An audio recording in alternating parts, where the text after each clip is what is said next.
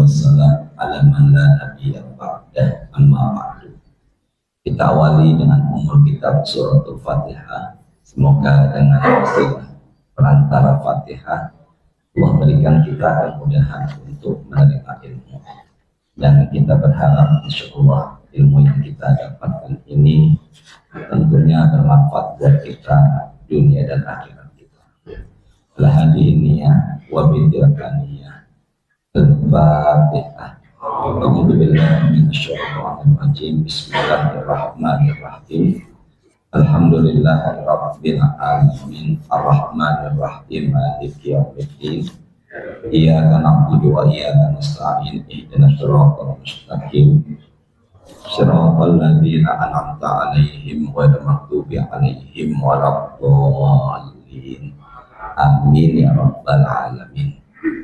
Suratnya namanya Al-Fajr. Ayatnya 1, 2, dan 3. Nah, surat ini ada di nomor yang ke-89.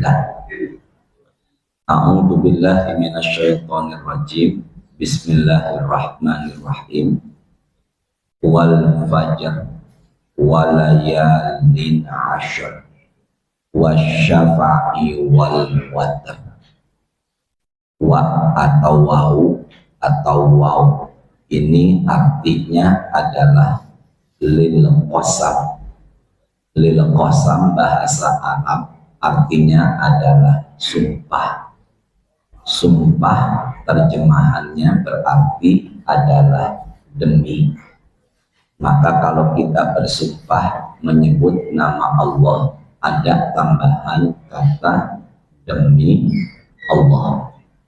Demi Allah bahasa Indonesia, bahasa Arabnya demi itu ada tambahan huruf sebelum Allah, yaitu waw. Makanya bilangnya adalah wallahi. Nah, di sini wal fajr berarti artinya adalah dari waktu fajar. Allah bersumpah demi waktu fajar. Ulama banyak menyatakan sesuatu yang Allah jadikan sumpah, maka sesuatu itu sangatlah istimewa.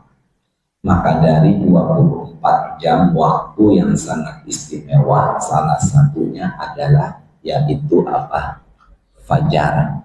Maka Nabi Muhammad pernah mendoakan umatnya dikala fajar disibukkan dengan kegiatan terlebih ibadah.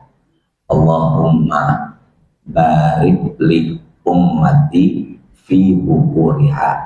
Ya Allah, berkahilah umatku di pagi hari. Makanya pagi ini insya Allah barokah, sudah dapat doa langsung dari Rasulullah. Maka Nabi Muhammad pernah menegur putrinya yang pertama, Fatimah. Yang kala itu Fatimah sedang asyik tiduran setelah subuh. Beliau menyatakan, bangunlah karena Allah membagikan rezekinya di kala apa nih? Fajar. Makanya orang tua kita zaman dulu sering bicara jangan tidur pagi, rezeki patok ayam. Ada yang menyatakan bolehnya tidur pagi dalam keadaan darurat, tapi nunggu sampai waktu syuruk. Maka kalau subuhnya jam 4:30 syuruknya jam 6:50, umpama dari luar kota sangat capek, silakan tidur. Tapi menunggu waktu apa tadi? Syuruk. Jadi dari 24 jam, salah satu waktu yang sangat istimewa adalah waktu apa di sini? Fajar. Kedua, walayalin asyar. Di surat Al-Fajr ayat kedua Allah mengatakan walayalin asyar, demi malam yang 10. Layal itu bentuk jamak dari kata lailah, artinya adalah malam. Tapi kalau di Quran tulisannya bukan lailah Bapak Ibu, tulisannya adalah layal. Layal itu bentuk jamak atau kita sering bilangnya plural, bentuk banyak dari kata lailah. Kalau lailah mufrad artinya tunggal, satu berarti satu malam. Kalau layal berarti malam-malam. Ashrin artinya adalah 10. Berarti terjemahannya demi malam-malam yang 10. Demi malam-malam yang 10 berarti jumlah malamnya ada berapa? 10. Kalau demi malam yang ke-10 berarti jumlah malamnya hanya satu malam. Dan yang diinginkan Allah di ayat ini jumlah malamnya 10 apa hanya malam ke-10? Jumlah malam yang 10 apa cuma malam yang ke-10? Malam yang 10. Cuma kalau kita mengerti ayat ini cuma dari terjemah, terkadang kita enggak nyambung. Makanya kita harus mengikuti pendapat ulama dalam banyak buku tafsir. Ulama tafsir menyatakan terjadi perbedaan pendapat dalam memahami malam yang jumlahnya berapa tadi? 10. Ada yang mengatakan malam yang 10 ini maksudnya adalah 10 awal pertama bulan Ramadan. Yang kedua adalah 10 terakhir bulan Ramadan. Karena ada Lailatul Qadar, tapi mayoritas kalau bahasa buku fikihnya namanya jumhur. Apa tadi? Jumhur ulama, mayoritas ulama menyatakan 10 ini maksudnya adalah 10 pertama bulan Zulhijjah. Maka 10 pertama bulan Zulhijjah sangatlah istimewa karena Allah jadikan apa? Sumpah. Nah, di hadapan saya catat buku, saya catat hadis Sahih Al-Bukhari tentang keutamaan 10 pertama bulan Zulhijjah, tapi dari hadis. Kalau yang tadi dari apa? Quran, walayalin asyr, 10 demi 10 hari pertama bulan apa? Zulhijjah. Meskipun banyak pendapat, tapi umumnya ke arah 10 pertama bulan Zulhijjah. Kalau ini dari hadis, Bapak, kelihatan enggak? Enggak, maksud saya tulisannya ada apa tidak? Rasulullah dalam hadis sahih rawahu Imam Al-Bukhari menyatakan, "Ma min ayyamin 'amalus shalihu ahabbu ila Allah fihinna min hadil ayyam." Hari-hari yang sangat Allah sukai untuk ibadah. Saya ulangi 2 kali ya. Hari-hari yang sangat Allah sukai untuk apa? Ibadah, yaitu 10 hari pertama bulan Zulhijjah. Baik, Bapak, sejenak doanya dan infonya tolong fokus ke arah saya dulu sebentar ya. Ini buat persiapan kita. Rasul mengatakan, kita sesuaikan dulu handphonenya ya. Rasulullah menyatakan ada loh hari-hari yang sangat Allah sukai untuk ibadah, yaitu 10 hari pertama bulan. Maka yang beribadah di 10 hari pertama bulan Zulhijjah itulah ibadah di mana hari-hari itu sangat Allah sukai. Kemudian sahabat bertanya, qalu walal jihadu fi sabilillah. Apakah ibadah di 10 hari pertama bulan Zulhijjah itu bisa mengalahkan pahala jihad di jalan Allah? Rasul mengatakan walal jihadu fi sabilillah. Bahkan orang yang beribadah di 10 hari pertama bulan Zulhijjah, kata Nabi, bisa mengalahkan pahala jihad. Rasul melanjutkan, illa rajulan kharaja bi nafsi wa mali fal summa lam yarji min dzalika bi syai'. Kesini dulu deh. Kecuali ada orang yang keluar dengan dirinya dan hartanya berperang tapi tidak kembali lagi. Dia keluar dengan apa tadi? Dirinya dan dengan apanya? Hartanya menuju medan perang tapi tidak kembali lagi. Berarti matinya mati apa? Maka orang yang beribadah di 10 hari pertama bulan Zulhijjah bisa mengalahkan pahala jihad dan hanya bisa dikalahkan dengan matinya mati syahid. Maka mulai saat ini perbanyaklah ibadah di 10 hari pertama bulan apa? Zulhijjah, Muharram, Safar, Rabiul Awal, Rabiul akhir, Jumadil awal, Jumadil akhir, Rajab, Sya'ban, Ramadan, Syawal, Zulqa'dah atau Zulqa'dah, dan yang ke-12 Zulhijjah. Maka Zulhijjah adanya di akhir tahun. Berarti kapan Ustadz sekarang? Bukan Zulhijjah. Sekarang itu adalah Zulqa'dah atau Zulqa'dah sama. Zul artinya orang-orang, Qa'idah artinya duduk-duduk. Maka bulan ini zaman dulu orang Arab jahiliyah bersama keluarga di teras sedang asyik duduk-duduk. Kebiasaan orang Arab di bulan ke-11 ini biasanya apa tadi? Duduk-duduk. Maka dinamakan Zulqa'dah. Sedangkan Zulhijjah orang-orang Arab kebiasaannya menunaikan ibadah haji. Tanggal berapa sekarang Ustadz? Sekarang tanggalnya 28. Nah, Zulqa'dah berakhir hanya sampai tanggal 29. Maka besok insya Allah adalah penghujung atau akhir bulan Zulqa'dah. Maka bisa dipastikan insya Allah hari Senin 18 Mei bertepatan dengan 1 Zulhijjah. Ini kalau saya begini 1, ini 10. Hitung ya, Senin, Selasa, Rabu, Kamis, Jumat, Sabtu, Ahad, Senin, Selasa, Rabu. Maka Rabu tanggal 27 Mei, Bapak lihat kalender warnanya merah. Kalender warna merah berarti hari libur. Kenapa hari libur? Ustaz, karena bertepatan dengan hari Idul Adha. Idul Adha itu jatuhnya setiap tanggal 10. Barang-barang Idul Adha jatuhnya setiap tanggal berapa tadi? 10 Zulhijjah. Maka mulai Senin 18 Mei sampai Rabu tanggal 27 Mei, ibadah di hari-hari itu sangat Allah sukai. Ibadah di hari-hari itu bisa mengalahkan pahala jihad, dan hanya bisa dikalahkan dengan mati. Matinya mati apa tadi? Syahid. Maka dari situ sekarang saya tanya Bapak Ibu, puasa termasuk ibadah atau bukan? Jangan ragu, puasa termasuk ibadah atau bukan? Jadi boleh nggak puasa mulai hari Senin 18 Mei? Boleh sampai tanggal 9 Zulhijjah. Selama ini kita tahu puasanya hanya 9 Zulhijjah, atau puasanya 8 dan 9, Tarwiyah dan Arafah. Jangankan 8, 9, mulai puasa Senin 1 Zulhijjah aja boleh apa tidak? Maka yang kebiasaannya puasa 9 hari sungguh luar biasa. Ada nggak dalil? Ada.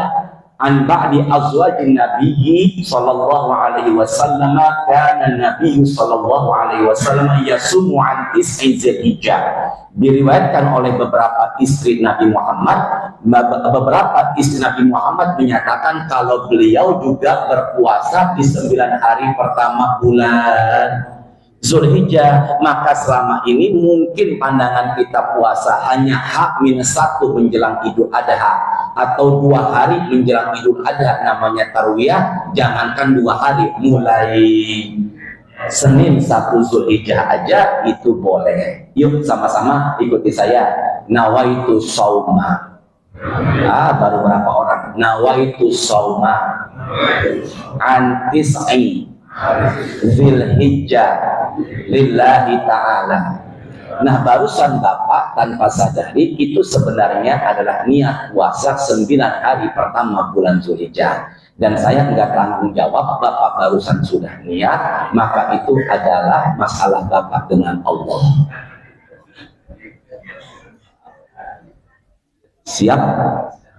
Bilang insya Allah dong, siap. Dan saya berusaha setiap tahun puasanya mulai 1 Zulhijjah sampai tanggal 9 Zulhijjah. Yuk sama-sama angkat suaranya. Hadis sahih. Qala Rasulullah, idza dakhalatil ashru wa arada ahadukum, apabila sudah masuk 10 hari pertama bulan Zulhijjah dan salah seorang di antara kalian ingin berkurban, tolong jawab dong, ingin kurban apa tidak? Bilang insya Allah ingin kurban enggak? Maka apabila sudah masuk tanggal 1, yaitu hari Senin tanggal 18 Mei, di antara kita insya Allah ada yang berkurban atau ada yang ingin berkurban, maka Nabi mengatakan fala yamassa min sya'rihi wa basyarihi atau azfari syai'a. Janganlah dia memotong, Pak, ini bukan kuku, ini rambut, ini kuku ya, saya ulang ini ya. Maka janganlah dia motong apa? Kuku. Dan juga maka apabila Bapak sudah ada niatan berkurban, hendaklah hari Senin tanggalnya 18 Mei sampai hari Rabu tanggalnya 27 Mei, hendaklah jangan memotong rambut dan apa tadi? Kuku. Nah, saya beli buku hadis itu sudah terjemahan bahasa Indonesia, demi Allah. Ketika saya beli buku, kemudian sudah ada terjemahannya begini: apabila sudah masuk 10 pertama bulan Zulhijjah, salah seorang di antara kalian ingin berkurban, maka hendaklah tidak memotong kuku dan bulu hewan kurbannya. Bukan kuku dan bulu hewan kurban. Lagian ngapain pakai logika jagain kuku kambing? Yang benar itu bukan kuku kambingnya, tapi kuku yang berkurbannya. Apa hikmah dibalik itu, Ustaz? Pandangan sini fokus ya. Ini kuku saya, kambing saya belum disembelih, kuku saya potong, maka kukunya kemudian jatuh, sementara hewan kurban belum maka ada pendapat ulama menyatakan kuku yang jatuh, kambingnya belum disembelih, kuku ini tidak bisa menjadi saksi di hari kiamat. Al-yawma nakhtimu ala afwahihim wa tukallimuna aydihim wa tashhadu arjuluhum bima kanu yaksibun. Itu dalil ulama. Maka kuku yang udah lepas dari badannya itu tidak bisa menjadi saksi di hari kiamat karena dia sudah lepas sebelum hewan kurbannya disembelih. Nah, sekarang yang kedua, hewan kurbannya disembelih hari Rabu tanggal 10 Zulhijjah. Setelah hewan kurbannya disembelih, kukunya diapakan? Maka kemudian kukunya lepas dari badannya, dan itu di hari kiamat insya Allah akan jadi saksi di hari kiamat. Pendapat yang kedua, kenapa nggak ada larangan untuk tidak memotong kuku dan rambut mulai tanggal 1 Zulhijjah? Sekarang tolong sama-sama jawab, semoga Bapak bisa berangkat haji ya, amin. Ketika jamaah haji pakai kain ihram, Bapak boleh nggak jamaah haji motong kuku? Tidak boleh, dan tujuannya adalah biar ada kesamaan antara yang haji dengan tidak haji, agar terjalin ukhuwah di antara kita dengan mereka. Itu pendapat yang kedua.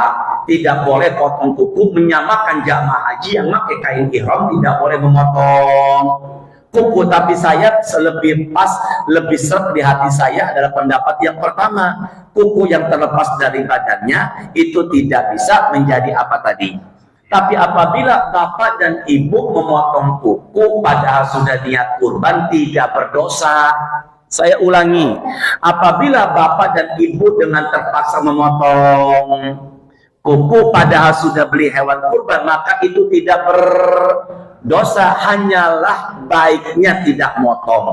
Karena larangannya bukan larangan dosa, jadi bukan haram. Maka kalau umpama ada yang motong, baiknya itu jangan, itu hanya makruh. Bisa dipahami di sini ya. Mulai kapan tadi itu? 1 Zulhijjah, berarti hari apa? Senin. Tanggalnya berapa Mei? 18. Ikuti saya ya, sama-sama. Wal fajar walayalin ashar wasyafa'i wal watar. Ke depan dulu yuk, sama-sama angkat suaranya. Demi waktu fajar, demi malam yang 10, demi yang genap dan ganjil. Nomor 3 barusan Allah bersumpah demi apa? Genap, dan di Quran didahulukan genap dulu apa ganjil dulu? Wasyafa'i wal watar, witirnya di akhir apa di awal? Yang duluan genap dulu apa ganjil dulu? Genap dulu, karena kita biasa melihat pelang ganjil genap, kita terobsesi dengan ganjil genap. Padahal di Quran bukan ganjil genap, tapi maka yang diutamakan genap dulu apa ganjil dulu? Sini semuanya ya. Tadi 10 hari pertama bulan apa ini? Maka di 10 hari pertama bulan Zulhijjah ada lagi yang lebih istimewa. Genap, ganjil. Ulangi saya. Ini 1, 2, 3, 4, 5, 6, 7, 8, 9, 10. Demi yang genap, dan maka genapnya itu hari yang ke 10, sedangkan ganjilnya hari yang ke 9. 10-nya aja udah istimewa, apalagi 10 dan 9. Yuk bareng-bareng. 10 hari pertama aja udah sangat istimewa, apalagi 10 dan 9. 10 itu apa Ustaz? Yang pertama Idul Adha, kedua namanya Idul Qurban, ketiga namanya Idul Haji, keempat namanya Yaumun Nahri. Jadi Idul Adha ada 4 nama. Yang pertama Idul Adha, Aid, ada yang unduh kembali setiap tahun adha kurban. Yang kedua Idul Haji, Idul Adha, Idul Haji, kembali setiap tahun menunaikan ibadah haji. Yang ketiga Idul Qurban, kembali berkur. Dan yang keempat, sama-sama angkat suaranya, Yaumun Nahri. Sini bareng-bareng, Yaumun Nahri. Yuk Bapak baca surat Al-Kautsar, ada nggak kata nahar? Sama-sama, inna apaina, bareng-bareng, 1, 2, 3.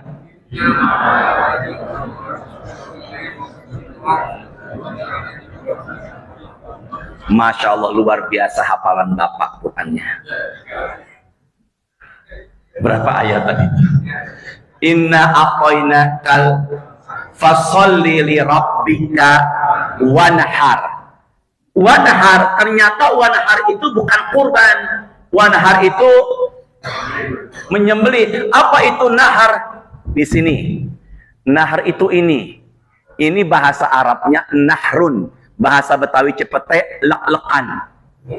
You know lek-lekan? Ini apa ini? Apa ini? Nah, makanya kalau menyembelih hewan kurban, hadapkanlah kepala kambing ke arah kiblat, yang potongnya bagian nahar. Apa ini? Nah, yuk sama-sama. Inna a'toina kal kautsar. Lagi. Fasholli li rabbika wanhar. Maka sholatlah karena Allah dan berkurbanlah. Maka sholatlah karena Allah dan menyembelihlah. Maka kita menyembelihnya setelah, coba ulangi lagi ya. Maka sholat fasholli li rabbika, maka sholatlah karena Allah, wanhar. Setelah sholat kita diperintahkan untuk, maka menyembelih hewan kurban sebelum sholat apa setelah sholat? Maka dari situlah ulama mengatakan karena ada kaitannya dengan kurban, maka sholat itu adalah sholat Idul Adha. Tidak ada kurban sebelum sholat, tidak ada penyembelihan sebelum sholat. Maka penyembelihan itu dikerjakan setelah kita sholat, kecuali ad-daruratu tubihul ma'zurat. Maka yang dilarang akan jadi boleh kalau darurat. Habis subuh panitia ngelihat ada kok hewan kurban yang udah mulai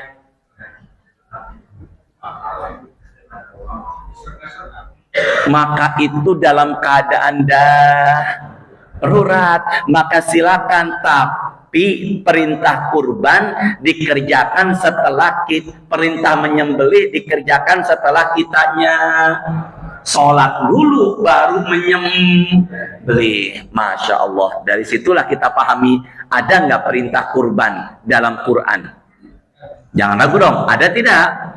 Dari situ pendapat Imam Hanafi cuma satu. Imam Hanafi mengatakan kurban bagi yang mampu, cuma satu Imam Hanafi, hukumnya adalah wajib. Maka Imam Hanafi mengatakan bagi yang mampu nggak mau kurban dosa. Menurut pendapat siapa tadi? Imam Hanafi. Kembali lagi, dari 10 pertama Zulhijjah yang paling istimewa hari keberapa? Jangan ragu dong, hari keberapa? Genap dan apa? Ganjil. Tanggal 10 Zulhijjah kitanya menyembelih siapa Pak? Bilang hewan ya, menyembelih siapa? Hewan. Kalau jamaah haji tanggal 10, yuk sama-sama. Kenapa kok 10 hari ini ada lagi yang lebih istimewa, 10 dan 9? Saya mulai menemukan, ternyata ada kesamaan. Ulangi saya, ternyata ada apa yang terjadi? Jamaah haji lempar jumroh, kitanya menyembelih. Yang kita sembelih hewan. Saya tanya, hewan terkadang pikirannya hanya, maka jauhkan pikiran makan dalam diri kita. Siapakah nama hewan yang sangat suka sama pisang? Nggak, pandangan mata jangan ke saya banget dong ya.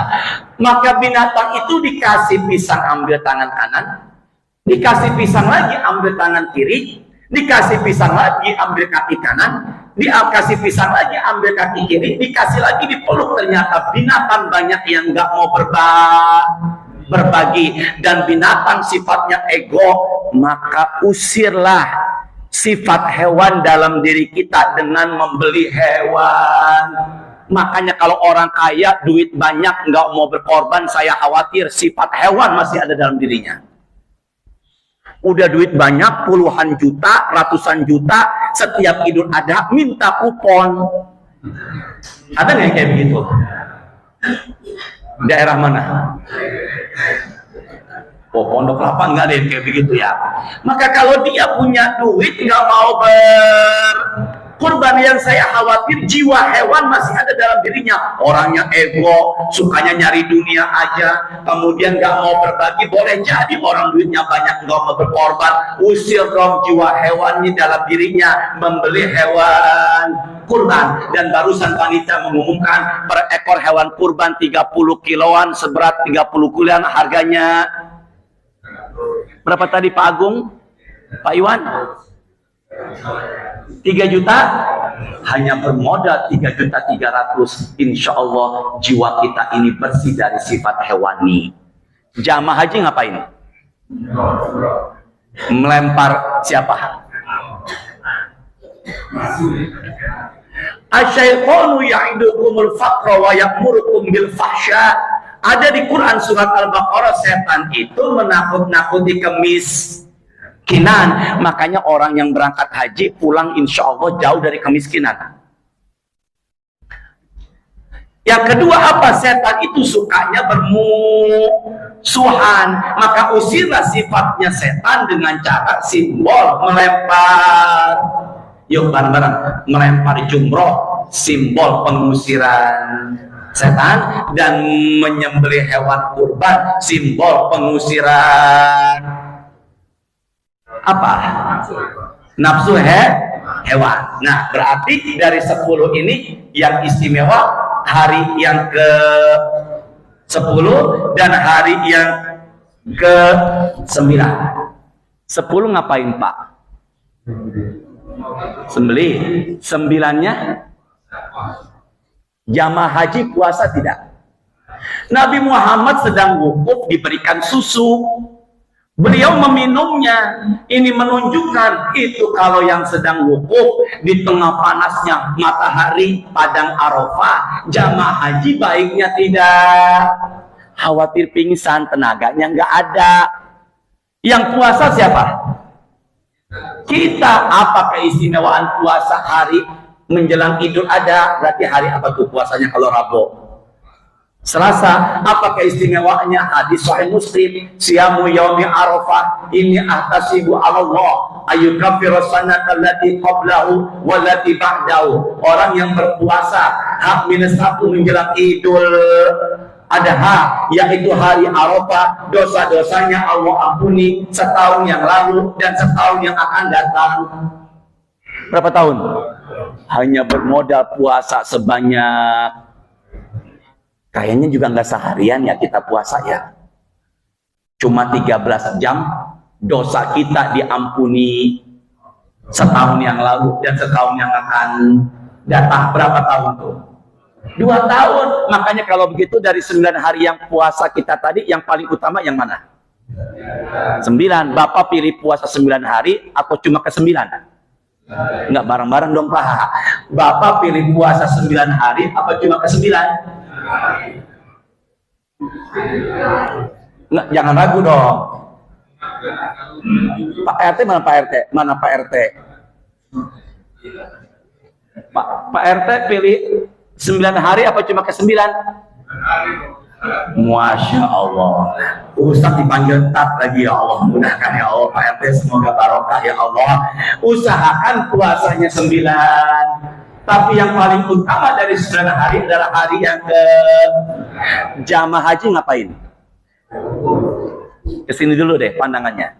Ini umpama jamaah haji, ini umpama malaikat, sama-sama. Umpama siapa nih? Dan ini umpama Innallaha azza wa jalla, hadis sahih Imam Ahmad. Innallaha azza wa jalla yubahi malaikatahu asyiyata Arafah bi ahli Arafah. Allah memuji jamaah haji yang wukuf di padang di hadapan. Maka kalau ada yang tanya siapakah manusia yang dipuji Allah di hari Arafah, yaitu jamaah haji. Dan Allah katakan di hadapan para malaikatnya, ushidukum anni qad ghafartu lahum. Aku bersaksi wahai para malaikatku, aku menghapuskan dosa-dosa mereka yang wukuf di padang.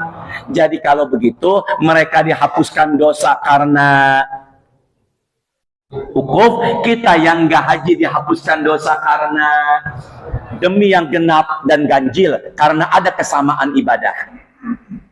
Bisa dipahami semuanya Pak?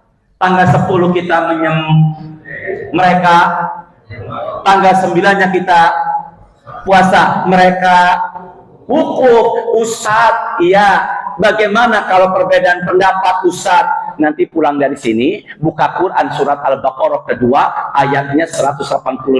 Faman syahida minkum syahra falyasum. Kalau kalian melihat bulan di negara tempat tinggal, puasa. Ulangi, kalau kalian melihat di negara tempat, maka diperintahkan untuk apa? Maka kita berpuasa di mana kita ngelihat bulan di tempat tinggal kita. Tinggal di Cipete, kenapa kok lebaran ikutin Mekah? Bisa dipahami ya? Maka kalau begitu di mana kita berada jadi hukum. Maka saya tinggal di Indonesia. Apabila mereka udah lebaran duluan, ada kiriman WA batalin puasa hari Arafah, saya tetap teruskan. Meskipun itu namanya puasa hari Arafah, karena di mana saya berada akan jadi hukum. Saya tinggal di mana? Pantesan pandangan mata jamaah pada sini. Ternyata TV-nya baru. Pantesan Ustaz kagak dilihat pada lihat TV. Astagfirullah. Berarti kalau begitu pengurus satu layar aja, jangan bolak-balik layarnya. Sama-sama ya. Saya tinggal di, sayangnya lagi puasa di Cipete jam 4 sore. Saya tiba di Papua. Di Papua ternyata udah maghrib, karena di Papua jika tidak salah waktunya lebih cepat 2 jam ketimbang. Maka saya lagi puasa tiba di Papua, udah azan maghrib di Cipete masih jam 4. Saya tanya, saya ikuti Cipete apa Papua? Jangan ragu dong, ikutin Papua apa Cipete? Maka mulai saat ini Pak, bagi saya teruskan puasa meskipun jamaah haji sudah lebaran. Bisa dipahami ya semuanya ya? Teruskan, abaikan itu WA dan sebagainya, teruskan. Bagi saya teruskan, karena itu adalah di mana kita berada akan jadi hukum meskipun namanya adalah puasa hari Arafah. Harus yakin, asyakku minasyaiton, keraguan berasal dari setan. Cukup apa terus ini? Terus apa cukup Pak? Bismillahirrahmanirrahim.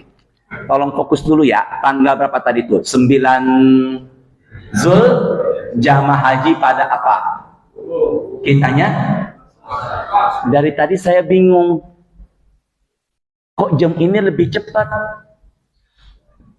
Saya mulai paham. Jam ini kan yang dilihat hanya untuk khotib. Berarti menandakan khotib jangan. Baru sadar saya. Berarti menandakan ustadznya ceramah jangan. Itu kok lebih lambat ibu, dan ini kok lebih cepat. Emang ada khotib Jumat lama? Terusin nggak nih? Bismillahirrahmanirrahim. As-sahul aqwal fi takbir. Takbiran yang paling tepat kapan?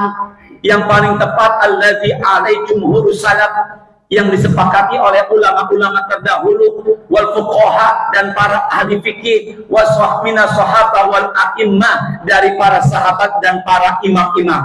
Ke tangan saya dulu yuk.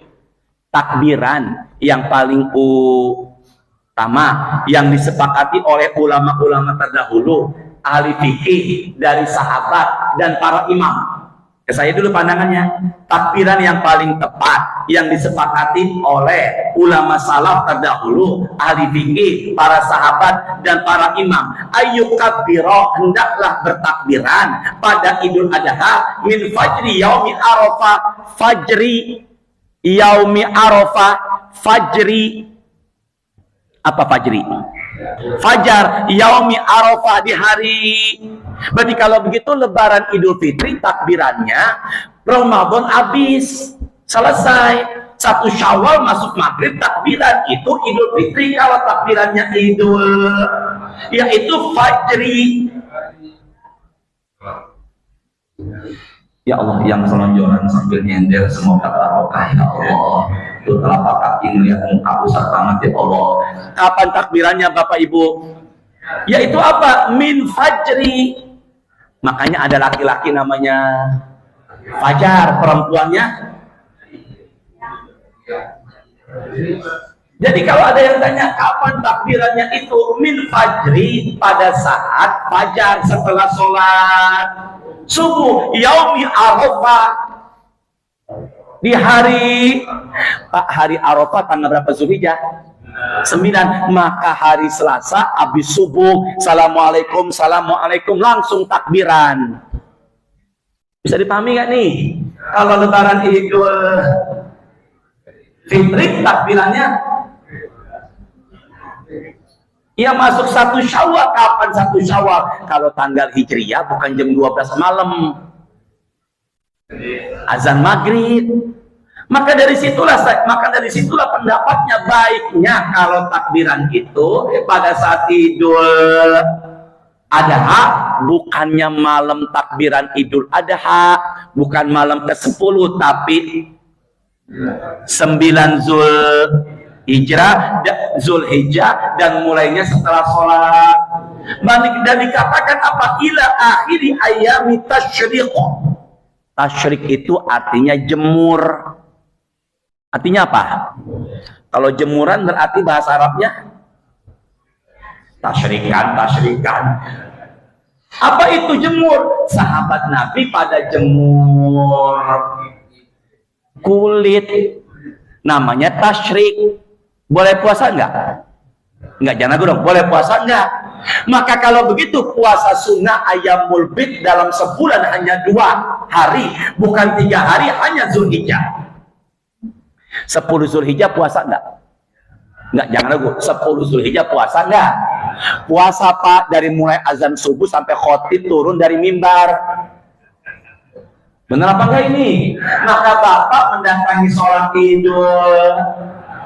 sholat Idul Adhanya di sini apa di luar?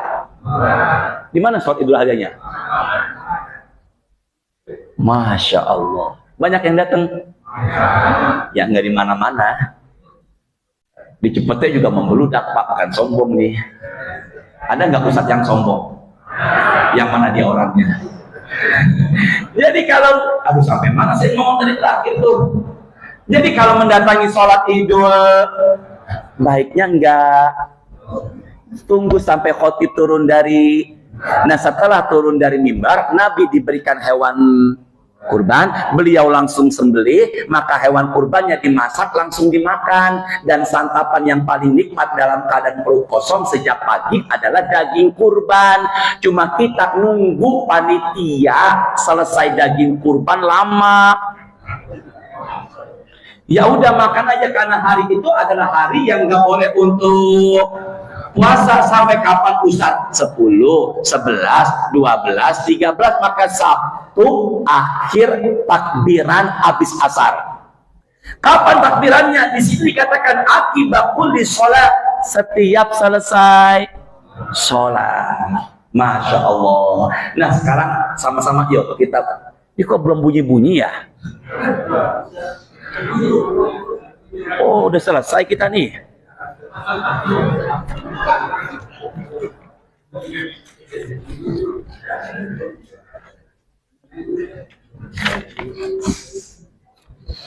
Cukup Pak? Yuk kita takbiran. Kita takbiran dulu. Kita samakan dengan jamaah haji. Bareng-bareng ya. Allahu Akbar, Allahu Akbar, Allahu Akbar.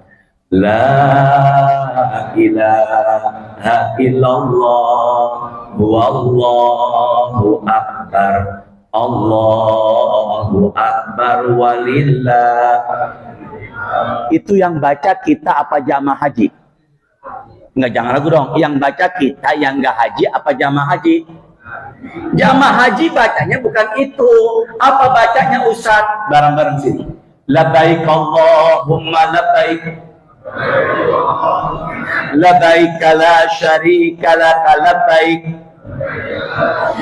Innal hamda wan ni'mata laka wal mulk la syarika lak. Labbaik Allahumma labbaik. Aku datang penuhi panggilan Engkau ya Allah. Labbaik la syarika laka labbaik. Dia meyakini tidak ada Tuhan selain Allah. Innal hamda, pujian, wa ni'mata, kenikmatan, laka wal mulk, kekuasaan hanya milik Engkau. La syarika lak, tidak ada sekutu bagi Engkau. Maka talbiyah mengagungkan, mentauhidkan, memuji. Bareng-bareng. Mengagungkan, mentauhidkan, memuji. Sama-sama. Yang pertama apa tadi? Mengagungkan. Makanya ada pengurus masjid namanya Agung. Mana dia orangnya? Membesarkan, mengesahkan, memuji. Itu adalah isi dari kitanya. Allahu Akbar, Allah Maha Besar. La ilaha illallah, tiada Tuhan selain Allah. Allahu Akbar, walillahil hamd, pujian hanya milik Allah. Berarti kalau begitu talbiyah, takbiran sama tujuannya, lafaznya beda. Jamaah haji melempar, kitanya jamaah hajinya wukuf, kitanya jamaah haji membaca kitanya membaca takbir. Nanti buka Quran, suratnya kelima ayat 27 ada kata kurban. Bareng-bareng. Kurban. Watlu alaihim naba abnai adam bil haqqi idh qarraba kurban. Di kurban Quran tulisannya pakai qaf, artinya dekat, bukan pakai kaf. Kalau kurban pakai kaf, itu artinya penuh masalah, kesulitan. Maka kalau di spanduk, di flyer, tulisan kurban, kalau boleh saya sarankan huruf Q, jangan huruf K. Kalau tulisan kurban, hewan kurban pakai huruf K, berarti hewan penuh masalah. Entah yang kurban juga banyak masalah. Jadi pakai huruf apa tadi? Bukan pakai huruf K. Huruf Q itu artinya adalah dekat. Maka kita beli kambing, domba, sapi, tujuannya biar kita sama Allah jadi tambah dekat. Bisa dipahami semuanya Pak? Semoga ya pada bisa berkurban. Boleh nggak makan daging kurban? Yang berkurban boleh nggak makan dagingnya? Nanti Bapak bisa buka Quran suratnya 22 Al-Hajj ayatnya 36 dan 37. Kulu ada kata makan. Maka kalau begitu panitia kurban biasanya ada stand. ada meja, ada nggak mejanya di sini? Kemudian bawalah bapak kambing dombanya. Kata Ustadz Hashim dari Cepete, kajian subuh tadi pagi, membeli hewan kurban dan boleh memakan dagingnya. Wahai panitia kurban, ini domba saya. Kata Ustadz Hashim boleh makannya. Maka kalau begitu, saya ambil 4 paha dan 15 kantong dari daging kurban saya. Itu bukannya kurban, tapi numpang potong. Itu jadinya ya. Maka kurban, 1, tetesan darah belum masuk dalam hadis Imam Hakim, tetesan darah belum masuk, maka dosanya sudah Allah Dan jangan sekali-kali orang punya duit nggak mau kurban, maka dia jangan mendekati tempat sholat kami. Apabila kiriman korban, daging kiriman hewan kurban, matanya belek. Ini lagi hujan di Cepete, kemarin hujan. Tiba-tiba ada hewan kurban, matanya itu jangan terlalu idealis panitia kurban, ini matanya belek, yang bagus yang ini. Ketika dia belinya dalam keadaan sehat, maka kurbankanlah, jangan membuat ribet orang yang biasanya kalau di beberapa tempat dikenakan biaya potong, upah jagal. Di sini ada nggak? Nggak ada apa tidak?